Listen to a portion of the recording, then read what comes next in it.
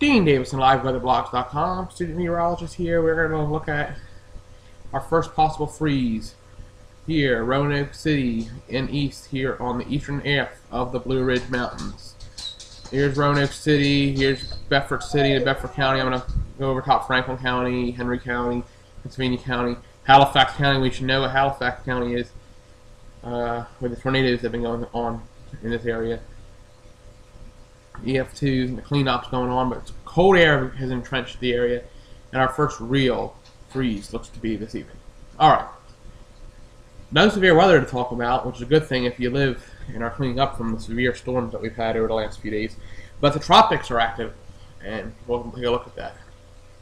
Here's our National Hurricane Center overview. We got Sherry that's sitting here near Bermuda. We have this, which is probably going to die a death, and we have this, which is very possibly become Tomas as it gets into the Caribbean, and some models are now taking it in this general direction, so we have to really keep an eye on it. The United States should be pretty protected to the fact that we're going to have a dipping trough over the east part of the United States. That being said, we'll take a closer look. Alright, take a look at Sherry, or Sherry. Kind of weird how these systems have this weird names now. Alright, here's current location. You can see where it's going, extratropical, between Saturday and Sunday, and a fish storm. You know what those are. Fish storms are definitely interesting storms if you're sitting out there and a fisherman in the Atlantic. Here's one thing that gets me why this isn't Tomas yet. This has a very well-defined low in the center of the system. This is when this does become a tropical storm, I'm almost positive this is going to be directly to a tropical storm, and it's going to be probably more than a 40-mile-an-hour tropical storm. The general movement is to the west-northwest. Anywhere south of St. Lucia should be definitely prepared for this as it gets into the Caribbean. We'll put this in motion. Look at this on the satellite. You can see here's the center of circulation. Look at the explosive thunderstorm development around the center of circulation. We do have east wind on most of these islands at this point. And some northeast wind in the top. So that's showing where the flow's coming from. That flow's coming from the northeast here, so it's coming around that way.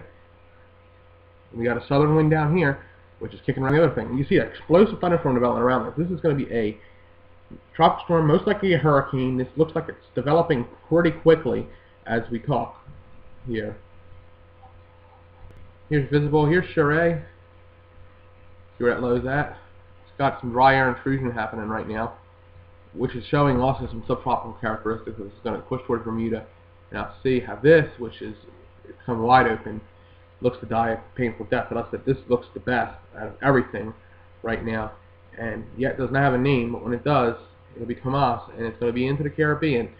And where it goes from there, we'll take a look at the models to show you what it's showing. I would not draw a line here. If I was to the east of that line, don't count it out. We'll go to the water paper imagery and I'll show you. Here's where my thing is. Here's the trough, dug in deep here. And this trough's dug very deep, and will push anything that comes toward the United States away from the United States. Here's what looks to be Tomas. Look at this breathing outflow here. And there's some dry air over here, but my thing on this is it's going to affect the islands somewhere in this region and turn out to sea. Will it be affecting Bermuda in the future? That's a little long ways out, but it's just stuff that you have to look at. It looks very good, and when I put this into motion, you'll see what I'm saying about the trough digging. Here's the culprit that caused all the problems for the east of all tornadoes. It's trough dug in real nice and deep here, which is what's turning Sherry. You got an upper level low sitting here near the Bahamas, and I said we have this, which looks to be Tomas, looking rather healthy. Like I said, with that west-northwest movement, it eventually looks like it'll get some shear, but this upper level low will be out of the way, so it's going to be a little less sheared. We'll put on the brakes and then turn. This is all stuff we got to look at. Alright, let's take a look at the computer models and go over that. Here's computer model data. You can see most of these computer models put it in the Caribbean, like I'm saying. PFX is a little far south, but it's way, to me, it's way off from the last one because look where the actual low is. Alright, no gaps. Pretty good model there. HWRS playing around with it. the BAM model, general thinking is pretty well, so kind of with the no gaps here. I think, you know, it's going to get itself in this predicament where it is at this current time.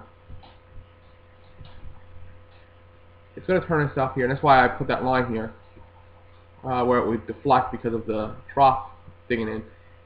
But if I was in the eastern half of Cuba, if I was in the Bahamas even, if I was in Dominican Republic, Puerto Rico, Jamaica, I'd still have a concern of this, and the models pull it up to 105 miles an hour in 120 hours. That's a strong Category 2 hurricane. Going towards Category 3. So, something we can't just throw out the door.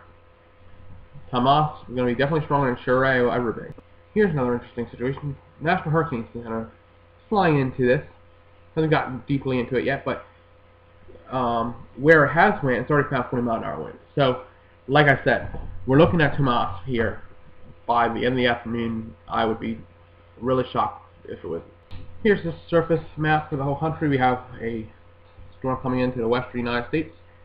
We have a high pressure dug in real nice and deep here into the middle of the country. As the cold front moved out, we have a little bit of a shortwave trough coming into the northeast. A little bit of precipitation, massive mixed precipitation up towards Mount Washington, snow up there. Alright, we'll continue on. We see the high moves east towards the Roanoke Valley. We get precipitation possibly up in Maine.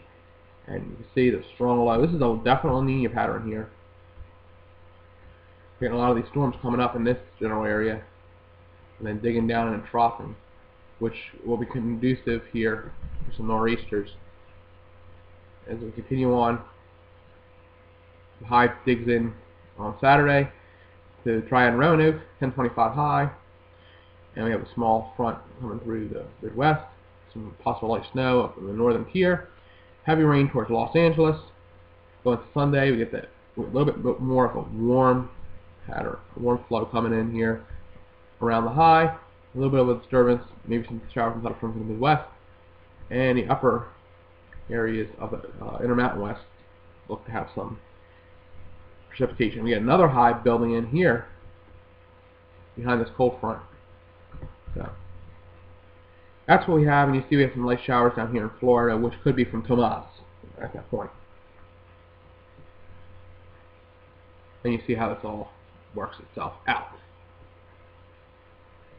Alright, quick look at the Roanoke and Triad forecast. Rest of the day, 57 degrees, 34 in the mountains, the Benton Poor Mountains. You're going to probably be down about 28 tonight.